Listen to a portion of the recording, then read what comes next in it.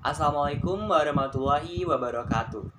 Halo teman-teman, pasti kalian sudah tidak asing bukan dengan salah satu perkataan presiden pertama kita yaitu Bapak Insinyur Soekarno yang berbunyi, "Jangan sekali-kali melupakan sejarah, karena bangsa yang besar adalah bangsa yang menghargai jasa pahlawannya."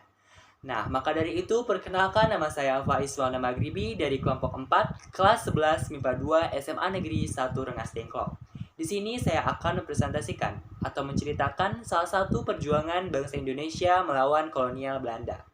Teman-teman, sebelum memasuki materi, izinkan saya bertanya sesuatu yang akan berhubungan dengan materi saya kali ini. Adakah yang tahu siapa beliau? Yap, betul, beliau adalah Pangeran Diponegoro, salah satu pahlawan Nusantara yang berjuang melawan kolonial Belanda. Jadi teman-teman, materi saya kali ini adalah Perang Diponegoro, yang mana Perang Diponegoro juga merupakan salah satu perjuangan bangsa Indonesia melawan kolonial Belanda. Teman-teman, Perang Diponegoro adalah perang besar yang terjadi di Pulau Jawa selama 5 tahun, dari tahun 1825 hingga 1830. Perang ini merupakan salah satu pertempuran terbesar yang pernah dialami oleh Belanda selama masa kedudukannya di Nusantara. Perang Diponegoro melibatkan pasukan yang dipimpin oleh Pangeran Diponegoro melawan pasukan Jenderal Hendrik Marcus de Kock. Semua kejadian tidak terjadi tanpa sebab, termasuk Perang Diponegoro ini. Nah teman-teman, sebab Perang Diponegoro dibagi menjadi dua, yaitu sebab khusus dan sebab umum. Untuk sebab umum terjadinya Perang Diponegoro adalah: pertama, rakyat dibelit berbagai bentuk pajak dan pungutan. Yang kedua, pihak keraton Yogyakarta tidak berdaya menghadapi campur tangan politik pemerintah kolonial. Dan yang ketiga adalah pihak keraton hidup mewah dan tidak mempedulikan penderitaan rakyat.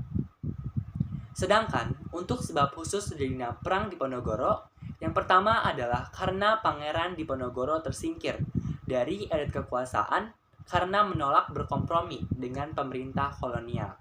Hal tersebutlah yang menyebabkan Pangeran Diponegoro memilih mengasingkan diri ke Tegalrejo. Dan yang kedua adalah pemerintah kolonial melakukan provokasi dengan membuat jalan yang menerobos makam leluhur Pangeran Diponegoro. Sebab khusus tersebutlah yang menyebabkan Pangeran Diponegoro menjadi marah dan menganggap hal tersebut sebagai suatu penghinaan.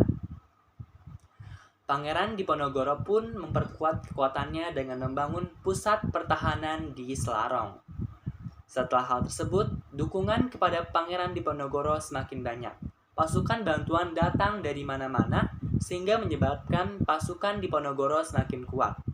Dukungan juga datang dari Pangeran Mangkubumi, Sentot Alibasya Prawirodirjo, dan Kiai Mojo. Sesudah Belanda mengetahui hal tersebut, Belanda mendatangkan pasukan dari Sumatera Barat dan Sulawesi Selatan di bawah pimpinan Jenderal Marcus de Kock untuk menghadapi perlawanan Pangeran Diponegoro. Pangeran Diponegoro memimpin pasukannya untuk melawan kolonial Belanda dengan strategi perang gerilya. Nah, teman-teman, ada yang tahu tidak apa itu strategi perang gerilya?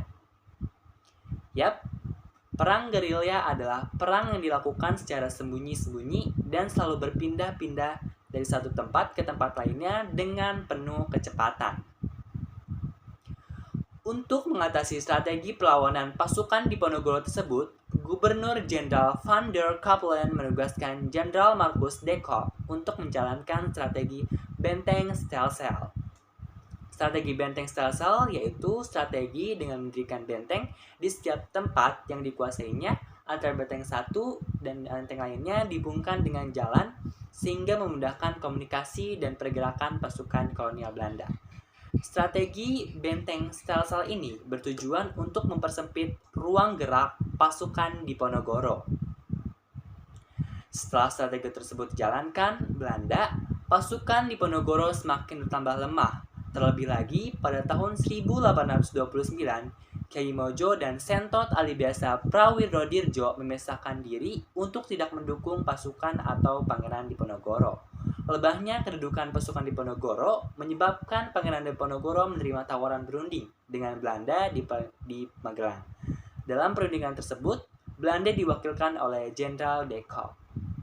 Namun sayangnya perundingan tersebut gagal mencapai kesepakatan, sehingga menyebabkan pihak Belanda menangkap Pangeran Diponegoro dan membawanya ke Batavia, yang selanjutnya dipindahkan ke Manado, lalu dipindahkan lagi ke Makassar, dan pada akhirnya Pangeran Diponegoro meninggal di Benteng Rotterdam pada tanggal 8 Januari 1855. Perang Diponegoro ini merupakan salah satu perang yang terjadi di Nusantara yang cukup memiliki dampak yang besar bagi Nusantara sendiri maupun bagi Belanda. Bagi Nusantara, kekuasaan wilayah di Yogyakarta dan Surakarta menjadi berkurang, dan wilayah yang berkurang tersebut didapatkan oleh Belanda. Bagi Belanda sendiri, banyak menguras kas atau keuangan Belanda itu sendiri. Karena perang ini cukup besar, jadi sehingga Belanda mengeluarkan banyak modal. Jadi segitu dulu presentasi Faiz kali ini mengenai Perang Diponegoro. Teman-teman, mari kita menghargai jasa para pahlawan dengan tetap semangat belajar dan bangun bangsa Indonesia ini menjadi lebih baik. Saya tutup, mohon maaf atas kesalahan dan kekhilafan saya. Terima kasih atas perhatiannya. Wassalamualaikum warahmatullahi wabarakatuh.